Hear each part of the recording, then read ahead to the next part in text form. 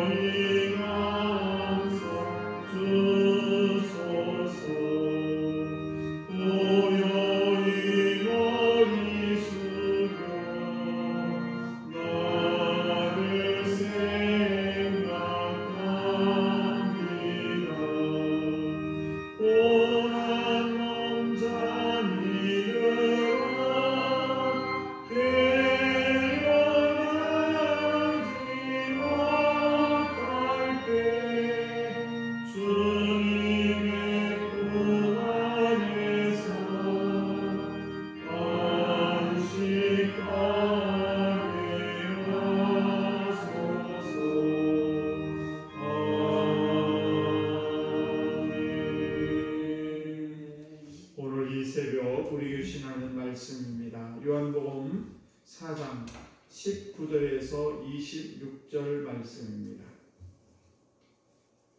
요한복음 4장 19절에서 26절 말씀 한 절 한 절 교독하겠습니다. 여자가 이르되 주여 내가 보니 선지자로소이다. 우리 조상들은 이 산에서 예배하는데 당신들의 말씀에 대한 것이 예루살렘에 있다.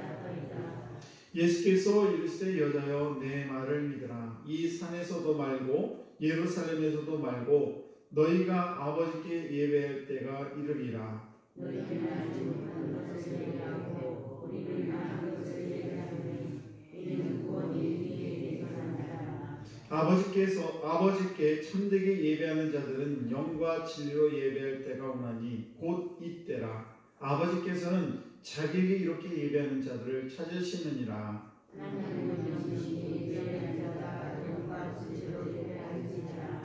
여자가 이르되 메시아 곧 그리스도라 하시는 이가 오시는 줄을 내가 아노니 그가 오시면 모든 것을 우리에게 알려주시리이다. 예수께서 이르시되 내가 말하는 내가 그라 하시니라. 아멘. 복된 새벽입니다. 오늘도 이 귀한 새벽에 나오신 우리 사는 성도 여러분, 오늘 하나님의 크신 은총이 여러분에게 충만하기를 주의로 간절히 축복합니다. 오늘 말씀 보시게 되면 사마리아 여인과 예수님이 대화 중에서 예배가 무엇인가에 대해서 이렇게 주고받는 그런 말씀을 나누는 장면이 보여지고 있습니다. 이 세상에 부족함이 없는 사람이 있을까? 부족함이 없는 인생이 있을까? 다 부족합니다. 성도도 마찬가지입니다. 믿음으로 지난 모든 세월들을 쭉 돌아보게 되면 힘든 세월도 참 많았고, 그리고 예수님과 동행한다고 하긴 했지만은 어떤 때는 고독이 밀려오기도 하고 공허감이 밀려오기도 할 때가 너무 많았습니다. 그래서 우리는 다윗처럼 여호와는 나의 목자시니 내게 부족함이 없으리로다, 부족함이 없는 그런 고백을 참 우리는 날마다 해야 되지만 그렇지 못할 때가 많아요. 왜냐하면 너무 완벽하고 부족한 일이 너무 많기 때문에 그렇습니다. 그래서 우리는 이렇게 흔쾌히 나는 여호와를 위해서 내가 부족함이 없습니다 라는 그런 고백을 하기가 쉽지가 않습니다. 그런데 우리가 조금 더 생각해 보게 되면은 나의 부족함은 나 때문에 생긴 것입니다. 여호와 하나님은 여전히 나를 사랑하고 있는데 내 자신이 나 때문에 내가 부족함을 여기는 것이지, 아직도 지금도 여전히 우리를 사랑하시는 그 하나님이 내게 부족함들을 풍성하게 채워주는데 우리는 그것을 깨닫지 못하기 때문에 내가 부족함이 없다는 고백을 쉽게 할 수 없다는 사실이죠. 그래서 우리는 나의 부족함을 나의 풍족함 가운데에 이렇게 다윗처럼 고백할 수 있을 수 있는 것은, 우리가 예를 들면 어둠이 있기 때문에 빛이 있다는 것이 얼마나 소중한가를 알 수가 있는 것이고, 또 내가 살아있는 것은 죽음이 있기 때문에 내가 살아있는 것에 감사할 수가 있는 것이죠. 그래서 우리는 부족함을 통해서 그렇구나, 내가 지금 이렇게 있는 것도 정말 하나님의 은혜구나, 이렇게 풍족한 삶을 실감하게 되고, 때로 우리가 배고파봐야 그래 내가 먹는 것, 배고프지 않는 것이 참 감사하구나 하는 것을 깨닫게 되는 것입니다. 때로 우리가 이별을 해봐야 같이 있는 것이 얼마나 행복하고 복된 삶인지 알 수가 있는 것이죠. 그러므로 우리가 때로는 내가 생각해 볼 때 별로 좋지 않아 보이는 것도 우리가 하나님 앞에 가만히 되돌아보면 그래요 하나님, 내게 부족함이 없습니다라는 그런 고백이 나올 수가 있다는 사실입니다. 그래서 내 믿음이 점점점 커지면, 내 믿음이 작을 때는 내 잔이 넘치나이다라는 고백을 할 수가 없지만은, 그러나 내 믿음이 커지면은 똑같은 조건에서도 주여 너무너무 감사합니다, 오늘도 내 잔이 넘치나이다라는 그런 고백이 나올 수밖에 없다는 사실입니다. 오늘도 예배가 무엇인가? 이 여인은 목마름이 너무 심했고, 그리고 다른 사람과 접촉할 수 없는 너무너무 인생에 갈급한 그런 여인이었습니다. 그래서 도대체 예배가 무엇인가 라고 이 말씀을 하고 있는데, 이때 예수님께서 뭐라고 하겠냐, 예배는 뭐냐, 바로 예배는 내 안에서 하나님에 대한 그런 감사와 사랑의 고백이 바로 이렇게 끌어 넘쳐 오르는 것, 이것이 바로 진정한 예배라는 것입니다.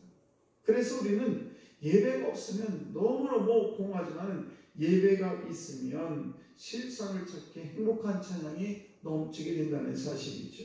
그래서 우리는 이 예배를 드리는 것이 얼마나 소중한지, 우리는 매주 나와서 새벽마다 제단을 쌓고 하나님께 예배를 드리는 것에 대해서 별로 소중함을 느끼지 못하는데, 그런데 저와 여러분들은 예배를 통해서 지금 모든 것들이 회복되고, 그리고 하나님의 은혜 가운데 사랑을 믿으시기 바랍니다. 그런데 예배가 끊어지게 되면 문제가 심각하게 되는 거예요. 그래서 우리는 이 하나님에 대한 그런 예배, 이것이 우리가 회복되어야 모든 인생의 문제들이 해결된다는 사실입니다.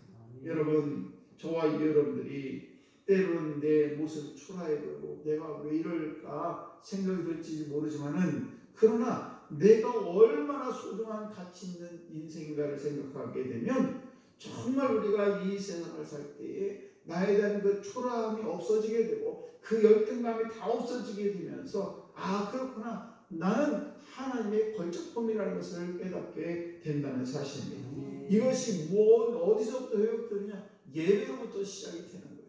내가 예배를 드림으로 말미암아 하나님이 나를 얼마나 사랑하는지, 그리고 나는 이 세상에 하나님이 나를 보내신 그 이유가 무엇인지를 깨닫게 되고 나의 소중한 가치를 발견한다는 사실입니다. 여러분, 우리가 삶을 살아가면서 나의 소중함을 나의 소중함을 발견한다는 것은 얼마나 중요한지 모릅니다. 나는 너무 초라한 존재야. 나는 이 세상에 태어났지 말았어야 돼. 내가 왜 여기 있는지 모르겠어. 내 인생은 왜 이렇게 비참해. 이런 것은 진정한 예배를 통해서 하나님이 나를 얼마나 사랑하는지를 발견하지 못했기 때문에 이러한 불평이 나오게 되는 것입니다. 그러나 내가 진정한 예배를 드리게 되고 그 예배를 통해서 나 자신을 발견하게 되고 하나님이 나를 얼마나 사랑하는지를 발견하게 되면 내 인생이 얼마나 복된 인생인가를 깨닫게 된다는 사실입니다.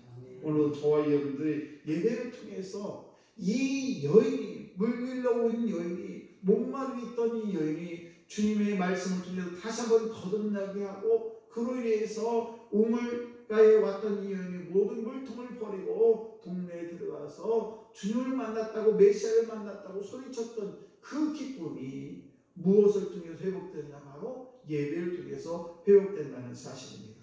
오늘도 저와 여러분들이 진정 하나님께 예배를 드림으로 말미암아 여러분의 모든 갈증이 해결되게 되고 그리고 여러분의 모든 삶이 풍성한 복된 인생이 다 되시기를 주의 마음대로 축복합니다. 기도하겠습니다.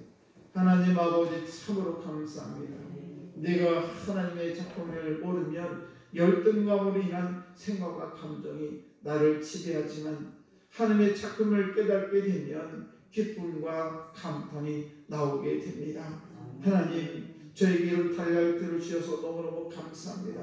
하나님이 내게 이런 상황을 허락하셨구나. 이처럼 나를 하나님의 작품으로 보게 되면 세상 일을 보는 눈도 달라지는 이 시간 고백합니다.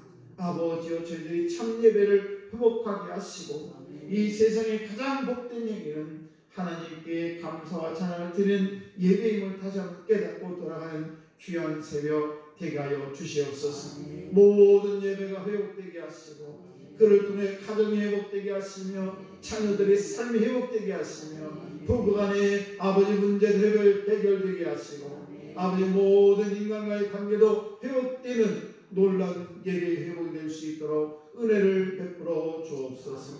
오늘도 아버지 온 각처에서 드려진 예배에 함께 하시고 아버지께서 오늘도 각 예배하는 모든 영혼들에게 한량없는 은혜를 허락해 주시옵시고 아버지 신령과 진정을 예배하는 모든 영혼들에게 하나님께서 크신 은총을 베풀어 주셔서 저들의 모든 인생에 회복되는 복된 예배가 될 수 있도록 주여 은혜 베풀어 주옵소서. 모든 것에 감사드리며 사랑 많으신 예수님 이름으로 기도드려옵나이다. 아멘.